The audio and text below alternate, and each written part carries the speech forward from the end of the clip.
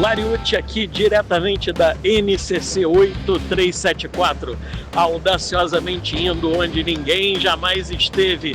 É com você, Wendel, fala aí. SG7 Mary 3 e 4 no ar. Aqui quem fala é o Wendel Garofalo e Marcos Lariucci. E você está sintonizado no Imortais na Estrada, o podcast que mistura aventuras, mitos e muita resenha boa. Acelere com a gente, porque a viagem só está começando. Episódio de hoje: Destrinchando o Cálice dos Hereges, Parte 1. Saudações, mortais!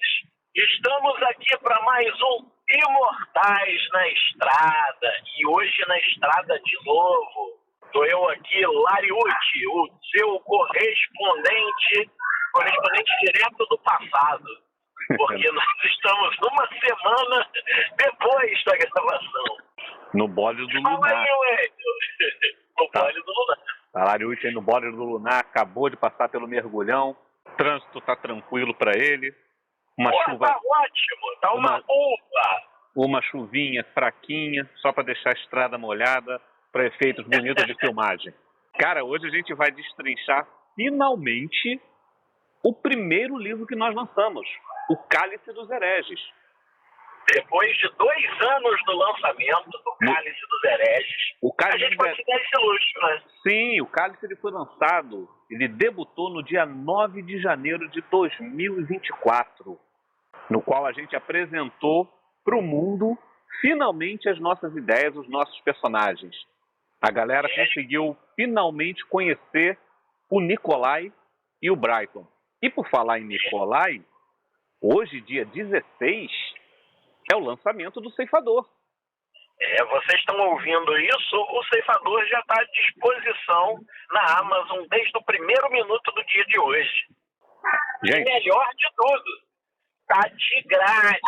Então, gente, quem está assistindo agora, o link está aqui embaixo. Dá uma pausa, clica no link, compra o livro. Compra, né? Tá de graça. Clica lá no baixar. Clica no baixar o livro e volta para cá. Ah, e não é só ele não, né, Lariucci? Não, todos os livros do Universo Immortals. Estamos aí com quantos títulos? 8, 9? 9 agora. 9 agora com o Ceifador. Rapaz, está crescendo cada vez mais. Uma vez falaram que a gente produz coisa demais. É porque a gente tem muita coisa guardada na cachola. Pois é. Mas hoje vamos então, gente, O Cálice dos Hereges. Vamos destrinchar ele capítulo por capítulo. Cara, se você tinha dúvida do que estava acontecendo, as dúvidas vão acabar agora. Porque a gente vai fazer uma autópsia do Cálice dos Hereges. Vamos falar como o Jack? Vamos por partes. Vamos por partes. Vamos dar uma conceituação, assim, geral do Cálice? Sim, claro. Então vamos lá. Para vocês que estão entrando em contato agora com essa loucura que é o universo que nós tiramos da nossa cabeça, mas que é também o nosso mundo real, o Cálice dos Hereges, ele foi um projeto ousado, não é, cara? Muita coisa. Nós começamos com o pé na porta, entendeu?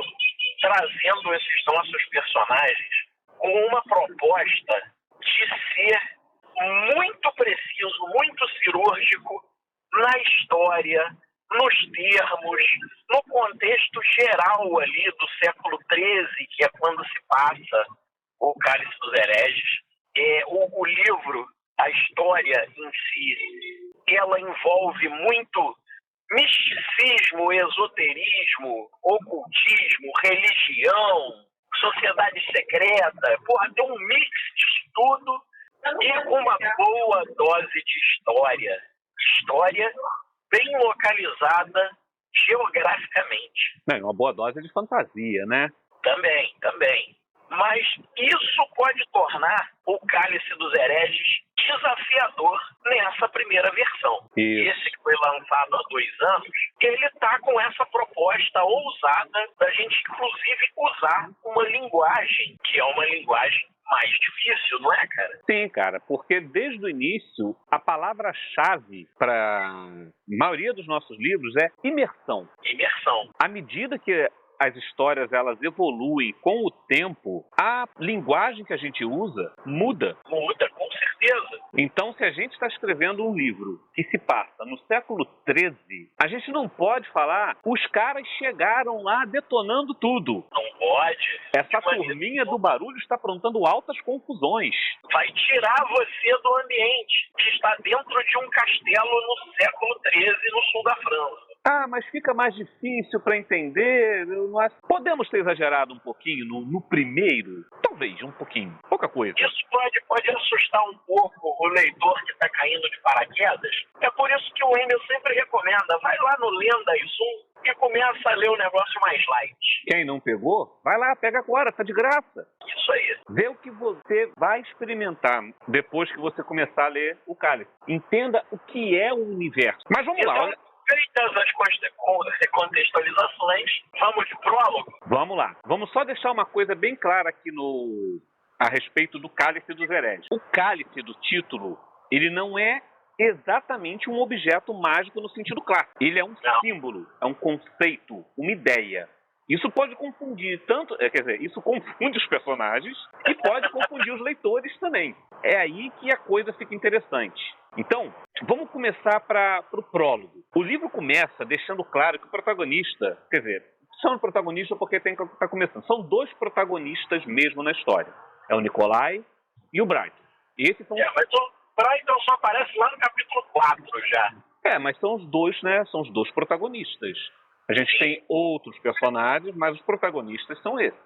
E tudo começa por causa do Nikolai. Então, nada mais justo do prólogo começar com ele. E ele já começa com um soco no seu estômago. É aquela voadora bonita, é aquele chute com joelhada no vácuo, que ele começa com a frase: todo ser que vive morre, exceto eu. Cara, aqui a gente... Na primeira frase do livro, eu falei, caraca, já tem um imortal aqui logo de cara. Já se trata da busca de dois imortais, não é, cara? E o que está acontecendo aqui nesse início? A gente já está aí, começa com o Nikolai divagando. Ele é apresentado numa embarcação, um barco pesqueiro, no Mar do Norte, deixando a Escócia rumo à Noruega. E ali você já pode perceber que ele é cego, que ele tem posses o suficiente para pagar não só pela viagem, mas como por toda a pesca que o barco vai deixar de fazer enquanto está levando ele lá pro outro lado. Inclusive ele pagou para levar até o cavalo, cara, que é uma coisa que não... Para levar até o cavalo dele. É uma coisa que não se costuma fazer. Aí você vê, o cara alugou tudo. A gente vai perder aqui o nosso dinheiro pescando peixe. Vocês não vão perder nada. Eu só preciso de um barco para atravessar. Me diga o preço de vocês que eu tenho como pagar. Isso aí já está mostrando que ele é um cara invulgar, incomum. Mas para quem está vendo, é um cego, cara. Vamos lá, estamos no século XIII. Ele carrega um bastão. Inclusive ele se guia por ali com um bastão, como um cego no século XIII iria fazer. Aí o que você faz? O que a gente está mostrando? A gente está mostrando que ele se apresenta como um cara frágil, quase um aleijado, mas claramente isso não é. Isso é uma encenação. Isso logo você vai perceber quando ele, no próximo capítulo, ele chegar lá no destino dele. Porque no prólogo, pulando o prólogo, a gente já começa com uma das características do livro, que é o vai e vem do tempo. Você começa a ter que prestar atenção nas datas que estão colocadas no início de cada capítulo para se ligar que a história não é linear. Ela vai e vem do tempo, de acordo com as convicções dos autores. Isso. E esse trecho no prólogo, gente, ele serve para mostrar também o quanto o Nikolai é um personagem trágico e sofrido, porque ele mostra que ele consegue sentir raiva, medo, tristeza, desejo, tudo por não poder ver o mundo. Como ele fala, né? Ele não pode ver rostos, ele não vê cores, ele não vê o céu. E isso tudo pesa psicologicamente nele. E é por isso, Isso principalmente porque ele tem uma capacidade, que é uma capacidade que foi aprendida ao longo da imortalidade dele, que é a eletrorecepção, é a forma como os tubarões se orientam na água. Então ele pode perceber o mundo de uma forma, às vezes até mais complexa que meros humanos normais que enxergam, mas a visão dele, a visão, entre aspas, é muito mais complexa. Pode-se A forma dizer, como ele enxerga o mundo. eu acho que pode dizer que ele enxerga mais do que uma pessoa com olhos. E mostra também o trauma que leva ele, que foi a perda da Tiana, a sua amada, assassinada pelo seu próprio pupilo, que arrancou seus olhos. Isso é o motor emocional da história. Isso você vê logo no início desse personagem, da tragédia que envolve esse personagem. É por isso que ele está lá no Ceifador. É isso que a gente vai contar lá no Ceifador. E é por isso que Nikolai está viajando. Ele acredita que essa pode ser sua última jornada. Ele quer recuperar a alma que ele perdeu. E, acima de tudo, ele deseja algo impensável para um imortal. Até para um mortal, né? Que é morrer. A meta da existência dele é simplesmente morrer. E ele é pragmático nisso, né? Ele não tem, assim, muitos pudores, ele não tem lado, ele tem um objetivo e ele quer concluir esse objetivo. É isso que traça, assim, um confronto com o Brighton. E o Brighton é aquele cara que ainda tem alguma esperança, ainda guarda alguma confiança no mundo das pessoas, no amor, na honestidade, na honra. Você vê que o Brighton ele tem um código no próximo capítulo. A gente já pode entrar no próximo capítulo, né, cara? Que é um conecta outro. A gente só fecha esse capítulo aqui mostrando que Nikolai ele recebeu uma mensagem de uma mulher que ficou possuída por um instante, onde ele estava, vamos dizer, fazendo compras, né? Que uma pessoa do outro lado do Mar do Norte precisa falar com ele. E a gente ainda não diz quem é essa personagem, só diz que tem. Aí o prólogo fecha reforçando esse isolamento do Nikolai. Para quem está vendo, ele é apenas um velho cego estranho. Para os mais velhos, está vendo que ele é uma pessoa que ele está ali há tempo demais. Então a gente começa agora, a gente já pode partir para o capítulo 1, A Rocha com uma Caixa de Madeira. E esse título é interessante porque ele vai situar... Primeiro vamos falar a grande chave do quebra-cabeça desse capítulo. Pô, cara, o título desse capítulo é o maior spoiler. É spoiler demais. E assim, você só vai conseguir entender esse spoiler quando você chegar lá no final, porque esse capítulo, ele não é o primeiro, ele é o último. Ele é o penúltimo capítulo, para falar a verdade. Ele é o penúltimo capítulo, não é nem desse livro, é o penúltimo capítulo dessa história, que só vai se concluir no Sacrifício dos Puros. Então, ele está muito lá na frente. Um ano depois. Depois. Você vem pro prólogo. Eu acho que no prólogo a gente não coloca data. Aí a gente parte pro capítulo 1, dando uma data. E depois volta. Quando você vai pro capítulo 2, você volta 1 ano. Então, se você não estiver prestando atenção nas datas mortais, leiam as datas do início do capítulo. São importantes. Elas não estão ali à toa. Pois é, senão você vai ler, você não vai... mas o que está acontecendo? Você viu que passou 1 ano? Não prestei atenção nisso. Cara, você está vendo um livro, você tem que prestar atenção. Você não pode só juntar letras quando você está com um livro. Então, a gente passa para uma cena onde você vai encontrar ali o Brighton todo estrupiado e o Nikolai inteiro, fisicamente, mas psicologicamente, o cara já tá o cão chupando manga. Ele já tá ali no limite do que ele podia suportar na espera dele. A gente e o Brighton lá com todos os seus dilemas morais. A gente está ali em Quéribus, né? Tem batalhas, tem corpos, tem cruzados invadindo Fortaleza Cátara, tem sangue para tudo quanto é lado. E aí você vai entender o porquê desse título, A Rocha com uma Caixa de Madeira.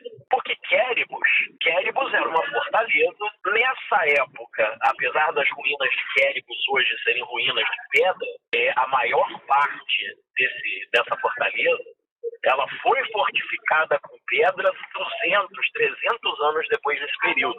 Nesse momento, Quéribus, a maior parte, era construída em madeira. Como boa parte dos castelos medievais, né? A gente tem Hollywood fez a gente imaginar que todos os castelos medievais eram de pedras. Não, nem todos, e nem completamente. E Queribus tinha esse apelido nesse período. Mas, aí vem o jogo de palavras que a gente costuma usar. Vamos poder falar logo do que tem no final do livro? Não, vamos focar só nisso. No final do Então, outro. quando chegar lá no final, você vai ter mais um elemento que remete à rocha com uma caixa de madeira. Mas vamos por capítulo por capítulo. Como diz Jack, vamos por par. Vamos por partes. Nesse capítulo, A Rocha com uma Caixa de Madeira, você vai encontrar o Brighton e o Nicolai participando desse assalto dos cruzados na fortaleza dos cátaros e estão cometendo ali uma chacina. Participando quer dizer que eles estão no meio, porque embora eles estejam com a indumentária dos templários, quando eles vão para o campo de batalha, se tiver templário na frente, eles matam também. Inclusive, é uma das perguntas que o Nicolai faz pro Brighton, não é? Você vai deixar que esse seu uniforme aí interfira nos seus objetivos? Pois é. Quando eu falo do dilema moral do Brighton, uma das coisas é essa aí. E nesse capítulo é que a gente já vê também eu ia falar da parte do elemento de fantasia, a gente já começou com o imortal. Mas tá, você chega nesse quando você vê que eles entram, né, quando o Nicolai fala é aqui, conta uma porta fechada, Nicolai estende a mão, encosta a palma da mão na porta, olha pro Brighton, né, ele vira a cara pro Brighton, sorri e ele explode a porta com a mão. Nesse livro, o pessoal pode perceber essas nuances conforme for lendo os outros. Como esse foi o primeiro a ser apresentado, nós tínhamos ainda fazemos algum mistério com certas coisas que o Nicolai e o Brighton fazem, com certos poderes deles e tal. Mas nesse momento ele só colocou a mão na porta e fez um chipuquem. E a porta explode. E aí eles entram, encontram, veem que o que eles estão querendo não está ali, quer dizer, o que eles acham que estão querendo não está ali. Eles acham que é um cálice, eles acham que é um cálice mesmo, né? O cálice não tá ali. E aí que vem aquela coisa. O Brighton percebe que não era um objeto que eles estavam precisando. O Brighton fala pro Nicolai, Nicolai, o que a gente está procurando aqui não é um objeto. Para de procurar um objeto em cima do altar. O que a gente está procurando aqui, é ela. O Brighton consegue sentir que o cálice que eles estão procurando é uma mulher. É a mulher que está ali. E aí isso faz todo sentido com tudo que a gente vem armando desde a capa do livro. Porque a capa do livro ela foi pensada para revelar que o cálice é a mulher. Mas é que como na capa é uma mulher segurando um cálice... e atrás dela tem um cálice também. E aí engana a galera, né? É para isso, essa é a ideia. E aí o que acontece no final desse capítulo? Quando eles encontram ela, aquele ruído que acontece na escuridão, uma presença monstruosa, uma presença monstruosa se aproxima pelos corredores e o livro deixa claro uma coisa: não são só os cátaros que estão caçando cálice. Não. E aí, quando tudo vai acontecer, voltamos um ano atrás para mostrar como tudo aconteceu. Para mostrar como tudo aconteceu. Porra, não é, cara? Supernatural, porra. Não é assim? Lodos é assim. Lodos é assim. Records of Ludus War, uma das nossas grandes inspirações nas nossas mesas de RPG, começa assim. O primeiro episódio é o capítulo 5 do anime. Você quer melhor? Star Wars. Mas é que acontece. Em Star Wars, quando o Lucas fez, de original era aquilo mesmo. Tanto... Mas foi uma grande sacada, né? No capítulo anterior. Mas aí é que tá. Não existia... Você sabe, né, que a primeira versão que foi pro cinema, não existia esse negócio de episódio 4. Não. Pô, isso é legal. Você não precisa explicar um monte de coisa. Aí depois, quando tentou explicar, não ficou tão legal. Mas vamos lá. Vamos voltar ao foco. Terminando aqui, vamos para o capítulo 2. Ela era branca como a neve. Ele tinha um carneirinho. Pois é, justamente isso. E aí a gente volta imediatamente para depois do prólogo, com o Nicolai já desembarcando lá no norte. Lá na Noruega. Lá nos fiordes. Isso. A história vai dar uma desacelerada, só na superfície aqui, porque Nikolai surge novamente, atravessando fiordes, florestas, neve, evitando vilarejo. Ele não gosta ele não é bem-vindo, mas não é porque as pessoas saibam que ele é. É por causa da roupa que ele está usando. Eles são apresentados como templários. Então, o Nikolai, ele carrega, depois ele vai ter uma conversa com o Brighton, e o Brighton explica, né, o porquê, como que eles usam lá aquelas túnicas dos templários. E o Brighton fala que tem certas conveniências em a gente usar isso aqui. Pois é. Mas, ao mesmo tempo que tem conveniências, ainda tem alguns inconvenientes. Alguns contratempos. Tem uma coisa legal aí que a gente já começa a mostrar mais do Nikolai, porque nós vimos no prólogo um cara melancólico, um cara falando que está triste com um monte de coisa, que ele torce para ser a última viagem dele, a última jornada. Aí a gente vai para o capítulo 1, onde a gente vê um cara totalmente selvagem, que não está poupando ninguém. Aí agora a gente vai para o capítulo 1, para o capítulo 2. A gente retrocede um ano e a gente vê uma cena muito interessante para a gente conhecer o Nikolai. Que ele é emboscado por 5 homens, 5 vagabundos maltrapilhos, né? Vamos chamar os caras assim. Ele poderia matar os caras. Percebem aquela fragilidade, um cara cego e um cara rico, porque armadura, espada, as vestes de primeira linha. Um cavalo bonito E tal. O cara tem grana. E, é um cego lá, velhinho cego, pendurado no cajado. Vamos ganhar um dinheiro fácil. Tendo em vista o que a gente viu o Nikolai fazendo no capítulo anterior, você entende que num estalar de dedo esses caras poderiam morrer. Que Nikolai, a última coisa que ele é frágil. Ele tenta comprar paz. Ele oferece ouro. Ele aconselha para os caras. Construa uma vida, volta para sua família, arruma uma família. Vamos beber, sei lá, vamos fazer qualquer coisa, mas, me deixa aqui. Vocês estão querendo dinheiro? Tá aqui, meu dinheiro tá aqui. Só não me atrapalha. E os caras atacam ele mesmo assim. Tipo assim, se você tá oferecendo isso é porque você tem mais.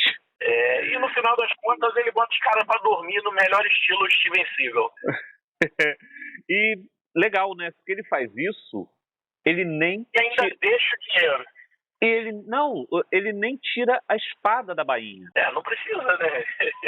Ele só quer tirar os caras do caminho dele sem fazer muito estrago. E olha que interessante que a gente vê aqui. A violência dele, ela não é instintiva, cara. Ela é uma escolha. Ele escolhe quando ele quer ser violento.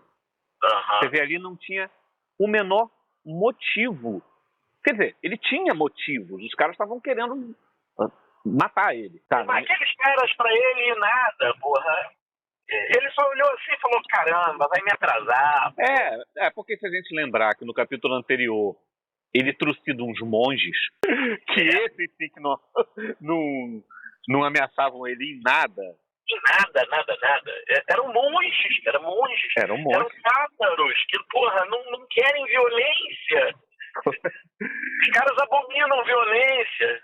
E aí ele chega numa cabana isolada na floresta. E aí ele vai encontrar a Selena. Aí apresenta finalmente a Selena, a responsável pela mensagem dele. Isso. A relação entre os dois, a gente demonstra ali que ela é antiga, íntima e carregada de tensão. Tem um desejo, tem um poder e tem uma dependência mútua ali. Nikolai precisa dela, ela sabe disso. Você vê que ele chega ali, ela tenta fazer algumas coisas, ele parece estar meio assim, eu quero, mas não era o que eu queria fazer. Só que ele fica ali meio quase que fragilizado nas mãos dela. Você sente isso, que ele meio que... E é legal que ela cuida dele.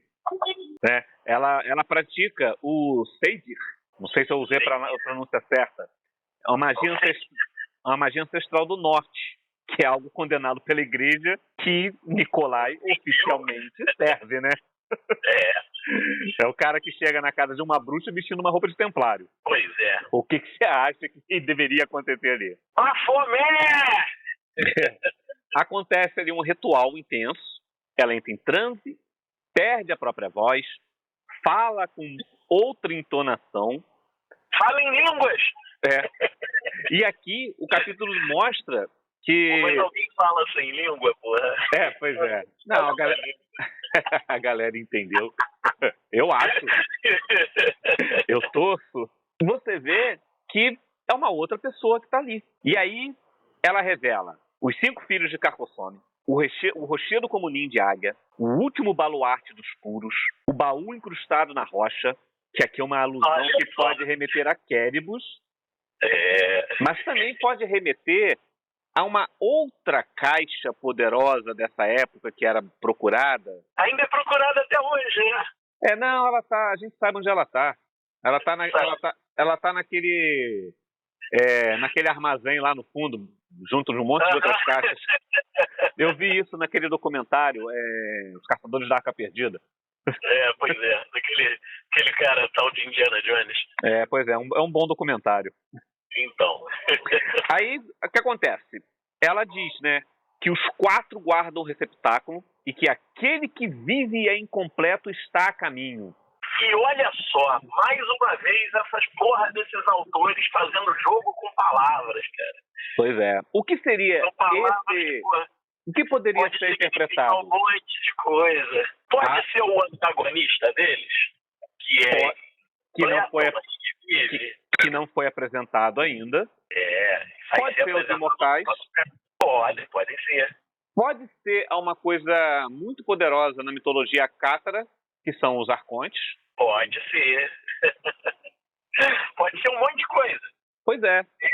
Tá aí para despertar a curiosidade, aguçar ali aquele instinto de dúvida do leitor e abrir um leque de possibilidades. E o cálice ele volta a ser citado com vários nomes: círculo, vaso, receptáculo. Novamente, não como um objeto simples, mas como algo vivo, simbólico e perigoso. No final desse ritual, a Selena desmaia, Nicolai a protege, cobre, cuida, e você vê que ele tem uma relação ali com ela. Quando ele vai embora, no dia seguinte, ela fala numa língua que a gente chama de russo. Ela fala: a gente vai se ver, se não dessa vida, na próxima. E isso confirma alguma coisa essencial, que eles compartilham mais do que desejam. Eles compartilham ciclos, vidas, talvez reencarnações. E o mais importante, né? O tempo. O capítulo 2 ele serve como um espelho do primeiro. Se lá a gente viu o monstro em ação, aqui nós vemos o estrategista, o amante, o homem que paga um preço um preço pessoal pela informação. E deixa uma coisa clara: nada no que acontece em Quéribus é acaso. Tudo está previsto. Tudo está previsto. Cara, se pegar depois que a pessoa lê, que termina a história, pode voltar aí nessa profecia que ela faz, tá? Nessa da mandinga da Selena, e começar a lançar o que aconteceu no livro e vai falar: porra, era isso aqui e era isso aqui. Estava aqui desde o início. Tava. E aí a gente pode encerrar esse capítulo e começar o capítulo 3. Então, cara, antes da gente começar no capítulo 3, eu lembrei de uma coisa aqui, Lariucci. O Ceifador e os livros é no dia 16, cara. E esse programa... Tá no ar dia 15. Ele estreia no dia 15, na quinta-feira. Isso aí. Isso é só para saber, para falar para aquelas pessoas que estão assistindo no momento da estreia do programa. Os livros ainda não estão em download, não. Gratuito. Vai dar a partir de meia-noite. Não falta muito, não, pô. Não. Daqui a pouquinho tá no ar. É só pra fazer esse adendo aqui que teve uma confusão aqui na questão da data. Mas vamos lá, voltando pro capítulo 3. E ele viverá. Vamos lá. Vamos ser direto aqui. Vamos ser direto. Não tem Nicolai, não tem Brighton nesse capítulo, não. Embora eu lembro que algumas pessoas se confundiram, mas aí é aquilo que eu falo que é ler sem atenção. Eu já vi, teve pessoas que leram comigo e acharam que era o Nicolai. Eu falei: como que pode ser o Nicolai se no primeiro ou no segundo parágrafo está falando ele olha? Nicolai é cego, cara. É verdade. Fala da cor dos cabelos. Fala das características do cara. Diz que ele é loiro. Loiro? Pois é, o cara loiro tá olhando. Aí você fala assim, então, não pode ser o Nicolai, né? Não tem como ser ele. É meio excludente. Quem nós temos apresentado aqui, então? Nós estamos apresentando aí o antagonista, que vai ser o antagonista dos caras, dos heróis, ou dos não-heróis, dos anti-heróis. Dos personagens. Mas a gente está voltando aí no tempo, mais uma vez, prestar atenção no topo, lá no início do capítulo, na data. 809. Pois é, a gente está aí voltando no tempo para mostrar uma cena onde tem duas pessoas fugindo. Tem aí o cara que a gente não fala o nome agora ainda, e tem uma mulher que é mencionada por ele como a filha da lua. Essa primeira cena já deixa bem claro o nível de devoção do que acontece ali. Porque eles estão fugindo, a menina sabe que não vai sobreviver. Eles estão no meio de uma nevasca. Se não me engano, eles estão na Dinamarca, Noruega, algum lugar assim. É norte da Europa. E ela sabendo... E ela sabendo que ela não vai sobreviver, ela já se oferece como sacrifício para eles. Para ver o nível de devoção, o nível de carisma, de influência que esse personagem exerce sobre seus seguidores, que são capazes de entregar a própria vida para ele. E ele é carinhoso nesse ato, né? Pois é, cara. Assim, esse camarada, vocês vão ver que ele aí na frente ele é apresentado como Donovan. Quem já leu O Som da Perseverança e o Lendas 2, a canção do Realejo, já vai, saber logo de quem que a gente está falando. E aí, mas na frente, no caso dos hereges, ele vai ser apresentado com Caio Lúcio pelo Nicolai. Esse cara é o carisma em pessoa. Os seguidores dele são capazes de tudo, como vocês estão vendo aí. As pessoas começam a entender se ele é só carismático mesmo, se ele é bom de lábia, se ele exerce algum controle externo sobre essas pessoas. Mas o que a gente vê é o seguinte: esse cara, logo após esse sacrifício que acontece aí, ele enfrenta os perseguidores que estão vindo aí desesperado atrás dele. Ele enfrenta os caras completamente nu, coberto de símbolos de sangue. E é só o que ele faz após o sacrifício. Não é dito, mas está bem implícito que não sobra um, né? Ele só, nesse trecho aí, a gente já tem apresentado que ele tem a devoção plena da seguidora dele, a filha da lua. A gente apresenta a filha da lua, a gente mostra o quão poderoso ele é. Ele tem, no final dessa cena, além de ele estar coberto ali de sangue, desenhando símbolos místicos no corpo, ele usou uma língua desconhecida, são línguas antigas e arcanas. Quer dizer, tem todo um mix de magia e ocultismo aí nessa cena. E logo em seguida, a gente já avança no tempo. A gente já vai para 400 anos no futuro, é isso? Já sai do ano 800 para 1200 e alguma coisa? Tem um lancezinho aqui que é quando ele encontra uma mendiga com uma recém-nascida, né? Não, então, isso daí já é esse futuro que eu tô falando. Sim. Logo, nesse futuro, a gente já vai encontrar ele como templário também. Ele já está carregando a indumentária de templário. Aí ele já está na Alemanha, na fronteira ali, na Alemanha e França, naquele local que meio que se confunde aí pelo que era geograficamente na época. Eles estão na praça de uma catedral e ele já mostra que entre os mendigos ali ele encontra uma mulher morta com um recém-nascido nos braços. E ele já fala ali: eu te encontrei novamente. E lembra da frase que ele diz para ela antes de fazer o sacrifício? Nessa vida ou na próxima? Pois é, né? Uma frasezinha... Vocês já ouviram essa frase? No capítulo anterior essa frase é dita. E aí a gente já começa a mostrar, apresentar no universo Immortals, os ciclos de reencarnação, que a gente está lidando aí. E esse título, e o título desse capítulo ele tem a ver, né? Quando fala assim, e ele viverá. Ele viverá. Por quê? Ele continuou vivendo ali. Ela deu a vida para que ele continuasse vivo. E ele continuou vivendo durante os próximos 400 anos, até encontrá-la de novo. Nesse tempo que acontece, logo em seguida, né, quando ele já está em 1242, está ele com um outro templário, né, que é o Gustav, que ele faz, ele é mandado pelos senhores do templo para poder falar com o Donovan, porque parece que o Donovan está se desviando um pouquinho ali, está fazendo umas coisas não muito ortodoxas. E quando ele chega lá, que ele vai para onde está o Donovan, que o Donovan está num subterrâneo, fazendo uns rituais mágicos complexos, que envolvem umas sacerdotisas, uns símbolos astrológicos, uns obeliscos, sangue, sexo, ritual, e invocações diretas a entidades do caos, como quem, Lariuti? Você que vai falar o nome desse pessoal. Namar e Kingu. Esse trecho, gente, ele não é só decorativo e gratuito. Ele mostra que o Donovan está consciente, ele está abrindo portais, ele está manipulando forças primordiais e usando pessoas. Inclusive aqueles que seriam aliados como instrumentos rituais dele.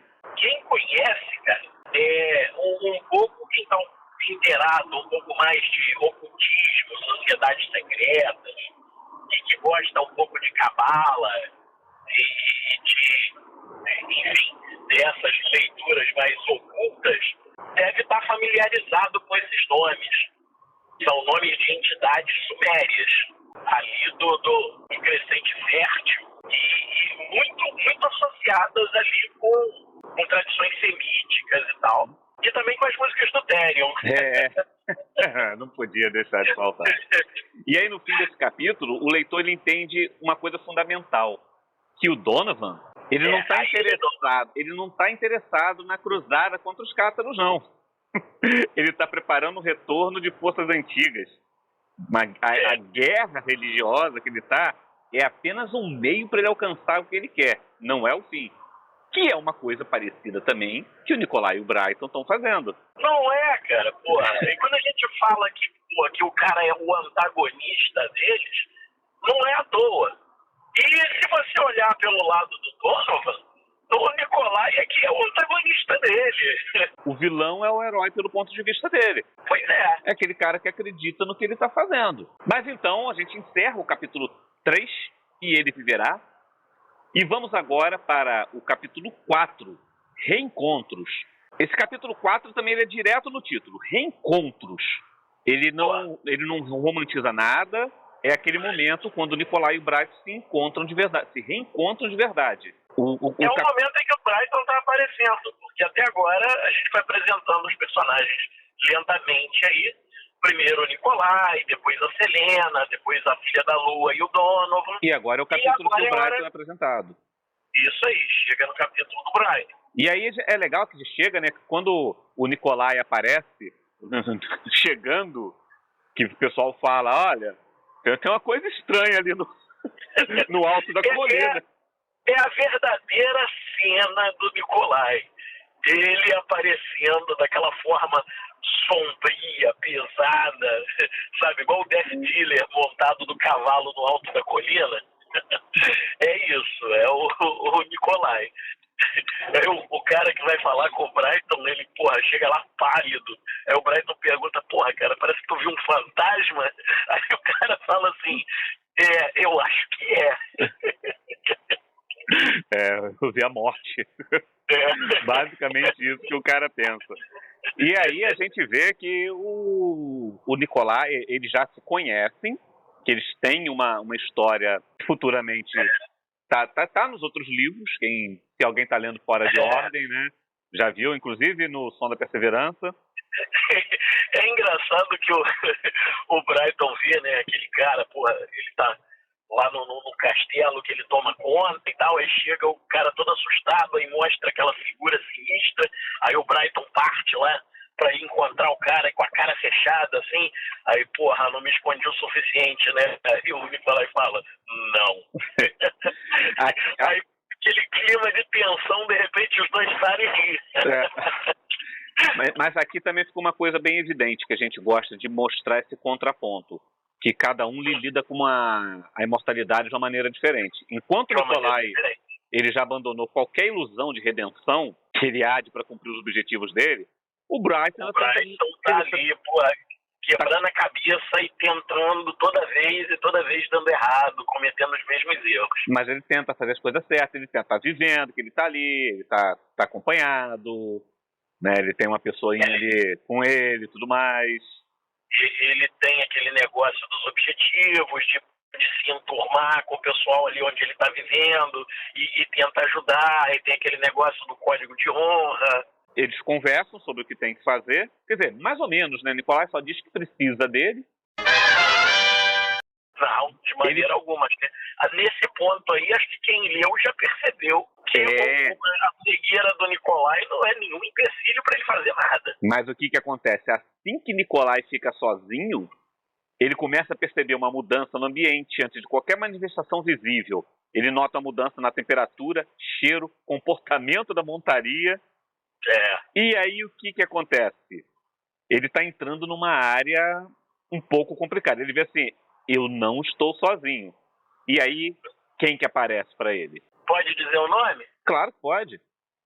A Starella. Ela não aparece, né? Ela se manifesta, vamos dizer assim. Acho que é melhor, manifesta. Né? Porque ela faz parte dali do bosque. Ela se molda em galho, espinho. Folhas, né? O musgo da floresta ali, do bosque.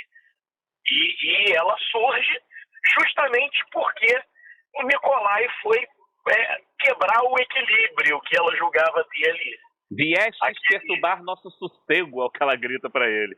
E aí o que acontece? O Nikolai chama ela de que, Lariucci? Eu nunca consigo pronunciar esse negócio. Revanchi. Pois é, saúde. Que isso aí é um ser feérico ligado à sedução, à obsessão e à posse. Do folclore escocês. Que tá ali naquele limbo. É meio que a interpretação, né, de uma fada, mas a fada pré-vitoriana, que é aquela criatura que devora crianças. Não é a fadinha sininho, não, tá? Não, gente. Se você for trazer para um folclore assim, mais conhecido, seria tipo uma súcubus. Pois é. É uma fada vampírica, uma coisa assim. E aí Nikolai mostra que tem preparo, cara, porque quando ele... Não dá pra lutar contra uma criatura assim de boa. Aí o que o Nikolai faz?